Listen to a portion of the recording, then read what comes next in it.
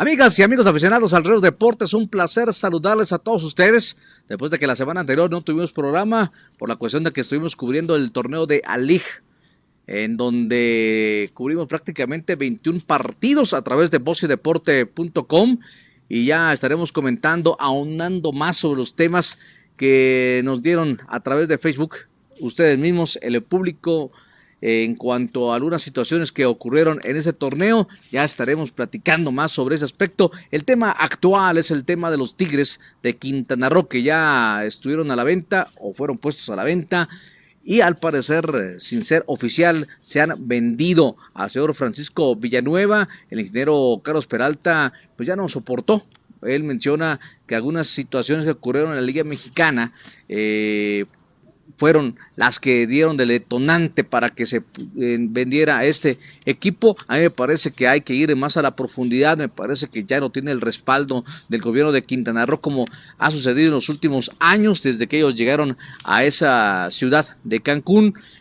Hace unas semanas también, hace unos días prácticamente, en la revista Proceso salieron algunos comentarios, cifras sobre todo de cuánto es lo que se le dio a los diferentes equipos deportivos, hablando del fútbol, a Atlante, hablando en cuanto al básquetbol, al equipo de los pioneros de Cancún, que estuvieron participando también a nivel internacional en lo que fue el torneo de las Américas, y hablando del béisbol con el equipo de los Tigres de Quintana Roo, en el cual parece que soltó bastante dinero. La cuestión es de que no se sabe a ciencia cierta qué tanto dinero fue para las arcas de los Tigres o para apoyar a los Tigres, y qué tanto se quedó en ese camino, ¿no?, del gobierno hacia el club. Se habla de que, por ejemplo, 2 pesos se le dio al equipo Tigres, eso es lo que se decía por parte del gobierno, y le llegaba, digamos, 1.50, ¿no? En ese sentido, me parece que ya no tiene el respaldo el ingeniero Carlos Peralta y precisamente prefiere él venderlo, no así el nombre. También se comenta que en cuanto al señor Alejo Peralta, dejó su testamento que no se podía vender al equipo de los Tigres en cuanto al nombre, en cuanto al logo, o sea, todo lo que rodea a esa franquicia, y solamente el equipo en esta ocasión, el ingeniero Carlos Peralta, lo vende, aunque se comenta, todavía faltará algunos días para que se dé oficial, pero se comenta de que están pensando o quieren que se rente el nombre del equipo de los Tigres, que al final de cuentas ese nombre pesa en el béisbol de la Liga Mexicana, tiene todavía muchísimos aficionados. Yo estoy de acuerdo en que en el 2002, cuando se fueron a Puebla, me parece que ahí los hieren feamente a este club, porque muchos aficionados pues se hicieron a un lado. Muchos aficionados guardaron su uniforme en el baúl y se convirtieron aficionados a otro equipo de béisbol, porque a veces es muy complicado para el aficionado no irle a alguna novena, sobre todo si vas a asistir al parque de pelota, le vas a imbuir a tu hijo el gusto por el rey de los deportes, así que ellos se prefirieron mejor irle a otra novena, dejando atrás al equipo de los Tigres. Otros aficionados recalcitrantes, pues no, a donde fueran, primero a Puebla y después a Quintana Roo, los estuvieron siguiendo. Claro, era más fácil ir a Puebla que ir hasta Cancún, ¿verdad?, a seguir a este equipo, pero yo lo veíamos precisamente cuando venían aquí a la Ciudad de México a enfrentarse al equipo de los Diablos Rojos del México, a que hacían unos llenos enormes en el Foro Sol y también en el Fray Nano.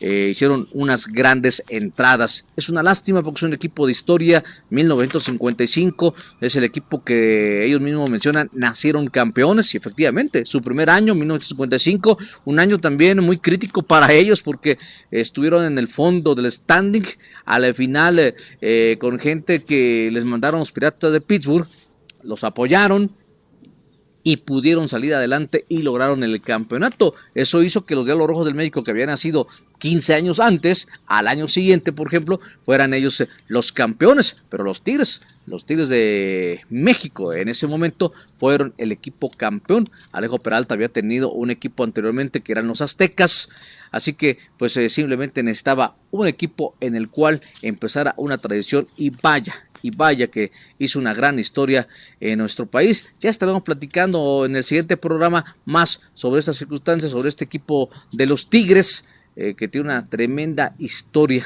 detrás de ellos. Y ahora vamos a platicar de lo que sucede en la Serie del Caribe. Bueno, lo que sucedió en la Serie del Caribe 2017 en Culiacán, donde vaya que las entradas fueron tremendas, sobre todo en el segundo partido de cada una de las jornadas. Ahí jugó prácticamente México, siempre estuvo lleno a reventar, un gran espectáculo el día de la inauguración, una gran emoción en cada uno de los juegos, muy buenos picheos, prácticamente en todos los partidos hubo duelos de picheos, pocos partidos fueron de carreraje.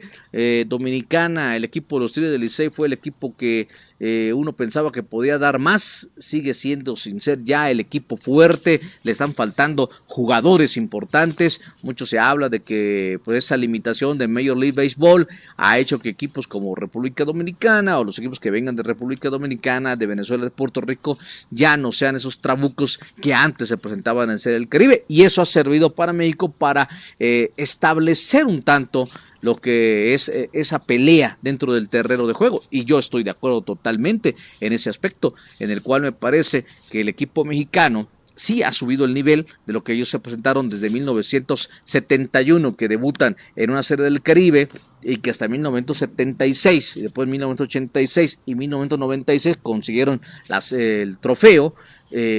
Pues han hecho que esto se nivele sin duda alguna, porque se han contratado jugadores extranjeros, jugadores de muy buen nivel de ligas independientes, a lo caso contrario de Dominicana, de Venezuela y de Puerto Rico, que han batallado muchísimo, sobre todo Puerto Rico, que había batallado demasiado, y ahora con este trofeo que logra en este 2017, pues eran ya 17 años sin obtenerlo, y la verdad muchas felicidades al equipo boricua. Pero vamos a comenzar a darle un repaso a lo que aconteció. Todo fue el día 1 de febrero, miércoles. Cuba inicia con triunfo, además con blanqueada a Dominicana. Lázaro Blanco y Elevana Moinelo se combinaron para recibir 7 hits sin carrera. Blanco se llevó el triunfo con 6 entradas, 1/3 lanzados. El joven Roel Santos como primer bat produce 2 carreras con 2 imparables, y más tarde Mexicali se trenza en un duelazo con los Criollos de Caguas, que durante 6 innings no anotan carrera hasta que Caguas toma ventaja en la séptima con cuadrangular de David Vidal solitario. Pero en ese mismo rollo, México hace 3 para dar la vuelta con cuadrangular de Chris Robertson. Vaya que este pelotero funcionó enormemente, el México norteamericano, y reafirma con otro batazo de vuelta entera de Yuniesky Betancourt. Para el jueves 2 de febrero, los Águilas de Zulia debutan ganando 4 carreras por 3 a los Criollos. Omar Bencomo poncha a 6 en 5 entradas. Jesús Flores empuja a 2. David Vidal por los boricos vuelve a dar cuadrangular. Por la noche, la novena mexicana se suelta el pelo al pegar 15 imparables y anotar 7 veces. Chris Robertson tiene una noche magnífica, da 4 imparables. Luis Juárez 3. Sigue Redford empuja 13, además conecta un cuadrangular. Héctor Velázquez se apuntó el triunfo con 7 ponches en 5 rollos. Para el tercer día de actividades, Puerto Rico pierde ante Cuba y se veía difícil su panorama, ya que era la tercera derrota para ellos en 3 juegos. Vladimir García logra 6 entradas, recibe una carrera apoyado por William Saavedra, que da cuadrangular, finalmente impulsa 3 anotaciones. México también logra otra victoria y su pase a la semifinal el viernes al ganar 5 carreras a 1 a Zulia, con Barry Enright en la loma, además de Mari Barrera, Derek Loop y Oliver Pérez, que se apunta el triunfo, ya que en la parte baja de la novena entrada Sebastián Valle pega gran slam, logrando dejar en el terreno de juego a los venezolanos. Vaya que no se va a perder uno sin duda alguna esa emoción, y además ese recuerdo va a perdurar por muchísimo tiempo, ese cuadrangular de Sebastián Valle. De Luna, diseño y decoración, todo a la medida para casa o oficina. Tenemos persianas económicas verticales de PVC o tela, enrollables, romanas, sheer elegant, panel japonés, telas semi-translúcidas, blackout o malla solar.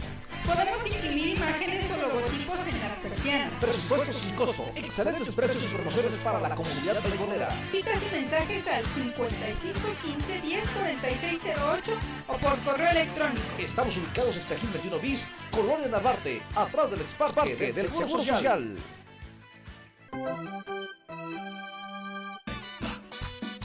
Las rellenitas del béis, la nueva tradición del béisbol. Pruébalas en el Fray Nano.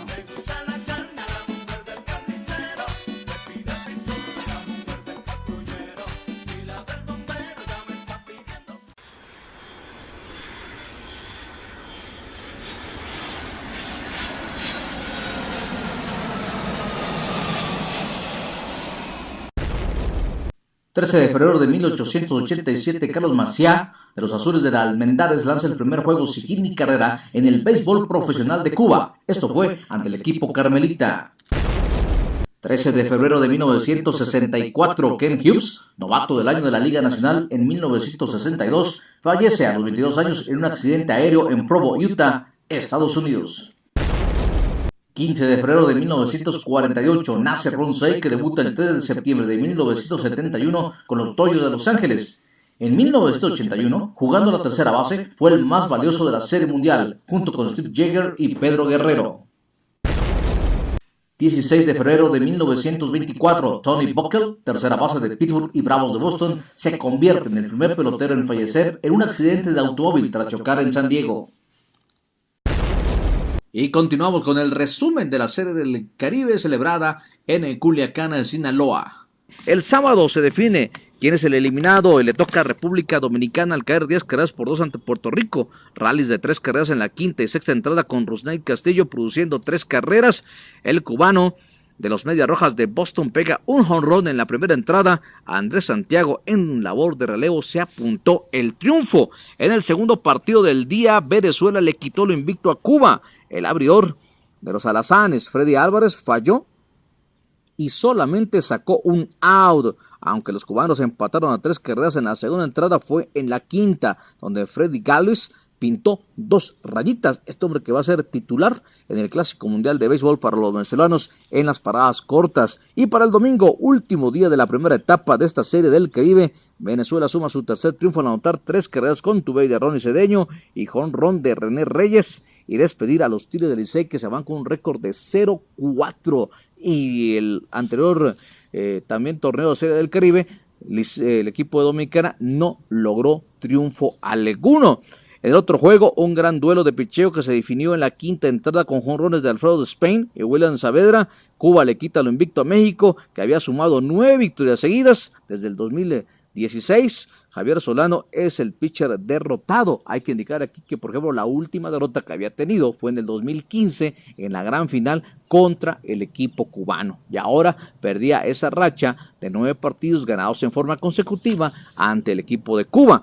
De esta manera, el 6 de febrero se juegan las semifinales y Puerto Rico aprovecha el primer inning titubeante de Mitch Lively, que le hacen 4 carreras, lo cual fue que le dio el rumbo al partido. Orlando Román es el que se lleva la victoria y para la final se enfrentarían a los Águilas de Mexicali, que se impusieron ese mismo día a los Alazanes de Granma, 1 carrera por 0. Fue un platillo de Reyes que se definió en la quinta entrada cuando Agustín Murillo dio el imparable para mandar a la registradora Ronnie Mostelier con la carrera que a la postre sería la del triunfo. Hay que indicar que Agustín Murillo, vaya que batalló ahora en esta Serie del Caribe y sobre todo también en los playoffs, le costó muchísimo ya. Alvad es un gran guante, es un hombre de gran experiencia, empuja mucho al equipo, pero sí, le costó bastante y en sí, pues México estaría cayendo en un slump de bateo. Pusieron a Miguel Peña en la loma, tuvo titubeos en la primera entrada, pero salió ileso y se vio dominante en los próximos 4 rollos. Después Héctor Daniel Rodríguez lanzó 3 innings impecables con 5 ponches y cerró Jack Sánchez con la entrada sin hit ni carrera. Así que todo listo para la gran final. Desde el 2013 un equipo mexicano suma 5 series del Caribe en llegar a esta situación, a la gran final. Los boricuas colocaron al mejor pitcher de los últimos 2 años, últimas 2 temporadas en la liga, Roberto Clemente, Adalberto Flores. Ese tiempo, hablando de las 2 campañas, en 21 juegos logró 9 victorias, 2 derrotas, 78 ponches, 1.47 de efectividad y 0.93 de whip. Así que vaya también el control que tiene este personaje. Y por México la verdad fue Héctor Velázquez, que ocupa el segundo lugar de efectividad con 2.32, líder en ponches con 87 en la Liga Mexicana del Pacífico y segundo lugar en whip, 1.10 detrás de Manny Barreda. Los dos dejaron constancia de su calidad colgando 0 tras 0. Velázquez pasó más problemas, pero salió a flote. El juego se definió hasta la 10ª entrada con fly de sacrificio de Jonathan Morales, que impulsa a Yadiel Rivera, y así Puerto Rico, tras 17 años, se vuelve a coronar una Serie del Caribe. Ese es el título 11 para la isla caribeña. Y aquí está su primera picha. ¿Deseas que tu evento deportivo se transmita? Voz y Deporte lo puede hacer realidad. Solo envíanos un email a primeraentrada 1@hotmail.com y dale mayor promoción al deporte y a tu evento. Además de que todo el mundo te observará. Vozydeporte.com, emoción y pasión.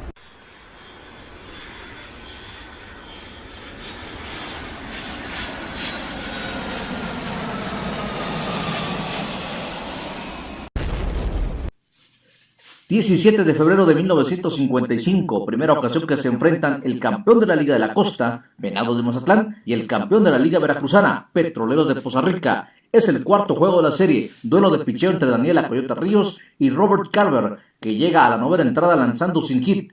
...y el pitcher rival Ríos... ...le pega jonrón por el jardín izquierdo... ...y así los Venados se coronan campeones a nivel nacional... 18 de febrero de 1967, en juego amistoso entre estrellas de béisbol y softball, el pitcher Eddie Feiner poncha a Willie Mays, Willie McCovey, Frank Robinson, Roberto Clemente, Maury Wills y Harmon Killebrew. 19 de febrero de 1957, nace en Oakland, California, Dave Stewart, conocido como Cara de Piedra, lanzando a los 21 años con los Venados de Mazatlán y posteriormente con los Yaquis de Obregón. 20 de febrero de 1949 se celebra el primer juego de la primera etapa de la Serie del Caribe. En La Habana, Cuba, el Spur Cola de Panamá derrota 13-9 a los Indios de Mayagüez. 10 carreras de los panameños se anotan en la sexta entrada. Y vamos a dar un repaso precisamente a lo que Puerto Rico ha logrado, hablando únicamente de la segunda etapa que se da desde 1971, la Serie del Caribe. Hay que recordar que terminó la primera etapa en 1960 con la salida ya de Cuba, se terminó el béisbol profesional en Cuba y termina también la Serie del Caribe y se retoma en 1971. Bueno, desde entonces Puerto Rico ha conseguido 11 coronas y aquí le vamos a dar el repaso. En 1972 fue el primer campeonato que logró en Santo Domingo, República Dominicana, luego en Hermosillo los Criollos de Caguas, 1975 en casa los Vaqueros de Bayamón, 1978, otra vez en México, ahora en Mazatlán, los Indios de Mayagüez, para que en 1983 en Venezuela, los Lobos de Arecibo lograran su coronación. 1987 y 1992 en Hermosillo, ganaron los Criollos de Caguas, fíjense nada más, en esa misma ciudad lograron 2 títulos, y hay que indicar aquí pues que hay una distancia enorme del 87 al 92 porque se jugaron 2 veces en Miami también la Serie del Caribe. Los Indios de Mayagüez en ese 92 consiguieron el campeonato, en 93 logran su 5º campeonato en nuestro país, ahora en el puerto de Mazatlán fue la sede y el ganador Cangrejero de Santurce. En 1995 en casa ganan los Senadores de San Juan y para el 2000 los Cangrejeros de Santurce en República Dominicana y ahora en 2017. Fueron entonces 17 años que pasaron para que repitieran un equipo boricua y fueron 30 años para que lo hicieran los Criollos de Caguas, 1987 al 2017. Ahora vamos a ver las finales de México desde el 2013 en la Serie del Caribe, desde que se cambió el formato. Hay que recordar que anteriormente se jugaba un round robin de 2 vueltas y el que lograra más victorias era el campeón, pero eso sobre todo en Venezuela, Puerto Rico y Dominicana no caía muy bien, porque si el equipo local la pasaba mal en los primeros partidos, simplemente ya la gente no se presentaba en el estadio. Caso contrario de lo que sucede en nuestro país. Por eso mismo se cambia la forma de jugar, además que Cuba se agrega a partir de ese 2013 y México ha estado entonces en 5 series finales. Aquí lo vamos a ver. En 2013 llegó en Hermosillo a la gran final contra los Leones del Escogido, 2014 contra el equipo de Mayagüez, los Indios, en Isla Margarita, Venezuela, 2015 en Puerto Rico contra el equipo de Cuba, Pinar del Río, en 2016 contra el equipo de los Tigres de Aragua de Venezuela, esto es en Santo Domingo, y ahora contra los Criollos de Caguas en Culiacán, ganando 3 series en Hermosillo, en Isla Margarita y en Santo Domingo. Y como verán ustedes, además, todas las pisadas prácticamente fueron apretadas, solamente la del 2014, donde México gana por 6 carreras. Y el más valioso de esta Serie del Caribe 2017 fue David Vidal, el boricua. Su madre resurgió al jugar con Somerset en la Liga del Atlántico en este 2016 y ahora en la Serie del Caribe lució con el guante en la tercera base y con el bat también batió para 417. Por cierto, el primer out de la final México-Puerto Rico fue en un batazo de Chris Robertson por tercera base, donde David Vidal atacó muy bien la pelota y a mano limpia tiró a primera base. Y el último out del partido, que fue el out de 30 en la 10ª entrada, fue un batazo de Jesús Castillo, de Jesse Castillo, una línea por tercera base que se la llevó el propio David Vidal, así que hizo el primero y el último out David Vidal, que se lleva entonces el más valioso de esta Serie del Caribe. Así también quedó confeccionado el equipo ideal: Sebastián Valle en la receptoría de México, de Cuba en la primera base, William Saavedra, el segunda base también cubano, Carlos Benítez por tercera base, el boricua David Vidal en las paradas cortas, que decíamos que va a ser titular en el clásico, Freddy Galvis de Venezuela en el jardín izquierdo, central y derecho son mexicanos. En primera instancia Jason Bourgeois, Chris Robertson y Ronnie Mostelier, así, jardín central y jardín derecho, esos dos últimos, los tres de México. Como bateador designado, Iván de Jesús de Puerto Rico, que fue líder además de bateo, exactamente, tuvo un promedio de 500. De pitcher abridor, Lázaro Blanco de Cuba, en el relevo Jake Sánchez de México, y el manager fue Roberto Vizcarra de México. Muchos decían que pues fuera Luis Matos, que había sido el campeón, pero bueno, a final de cuentas también México fue uno de los equipos que lograron más victorias en este torneo. Y así que en los diferentes departamentos de picheo y bateo hubo varios empatados, pero destacamos por equipo primero a México, líder en ganados con 4-2, Venezuela y Cuba 3-2, Puerto Rico 3-3 y Dominicana, que no ganó, perdió 4. En el de más carreras que anotó fue Puerto Rico con 26, algo que le estaba costando en anteriores series del Caribe. Venezuela 23, México y Cuba 17 carreras anotadas. En jonrones muy parejo, Puerto Rico con ventaja de 5 cuadrangulares. El equipo que más se ponchó fue Puerto Rico con 42, Venezuela 34, República Dominicana 31, Cuba 28 y México con 25.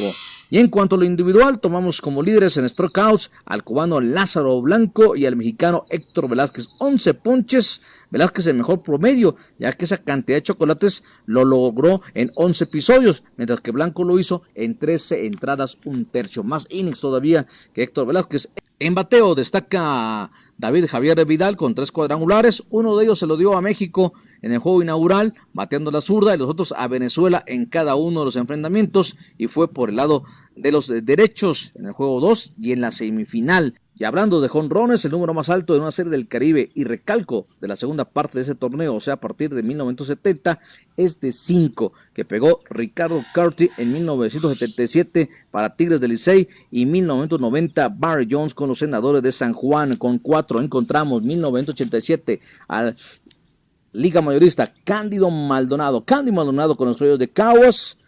Luego pasaron 10 años para que Matt Stark de Tomateros y Armando Ríos de los Indios de Mayagüez, que más adelante vendría también a jugar a México, lo consiguiera. Al año siguiente José Hernández de los Indios de Mayagüez también pegó 4 cuadrangulares, y para el 2002 otro Liga Mayorista, Vladimir Guerrero del equipo de los Tigres del Licey. Pero vamos a comentar algo más sobre los líderes. Se consiguieron los 5 cuadrangulares, tanto Rico Carty como Barry Jones. Bueno, pues Rico Carty jugó para varios equipos en invierno en República Dominicana. Fue líder en jonrones de por vida con 59 hasta que llegó Félix José, otro dominicano que también jugó en nuestro país, y lo desbancó. Ricardo Carty en ese momento jugaba con los Indios de Cleveland. Antes había jugado con los Bravos de Milwaukee, Bravos de Atlanta, también con Texas, con Chicago Cubs, con Oakland, posteriormente con Toronto. Pegó 204 cuadrangulares en las ligas mayores y produjo 890 carreras. Pegó 204 jonrones en grandes ligas y produjo 890 carreras. A principios de los 70 anduvo batallando con lesiones, y es cuando forma parte de los Cafeteros de Córdoba en 1974. 2 años antes, estos Cafeteros habían sido campeones en la Liga Mexicana de Béisbol, y es donde tomó otro aire más para regresar a grandes ligas. Para 1990, Barry Jones fue campeón de jonrones con la máxima cifra, empatando a Rico Carty. Jones nunca pudo jugar en grandes ligas. También estuvo en México con Nuevo Laredo, Monterrey, Aguascalientes, Yucatán, Torreón, en un lapso de 4 temporadas. Ese 1992 que jugó con el equipo de Laredo, pues debió haber encontrado a Pedro Meré, a Gerardo Sánchez, el polvorita, que también lo llamaron como el caballo de hierro mexicano, porque es el que tiene el récord de más juegos jugados en forma consecutiva en nuestro país. También Andrés Mora, ya decíamos Alejandro Ortiz, La Huina, Luis Fernando Díaz, Enrique Cobó, Ernesto Barraza, en fin, gran equipo que tenía el equipo de los Tecolotes de Nuevo Laredo. Bueno, amigos aficionados, así hemos llegado al final de este programa. Simplemente recordarles que ahí se suscriban si son tan amables, igualmente denle like. Si tienen algún comentario, háganlo saber. Ahí en la parte de abajo también pueden ustedes escribir algún comentario, alguna entrevista que ustedes deseen. Y simplemente mencionarles que nos vemos la próxima semana platicando más del Rey de los Deportes.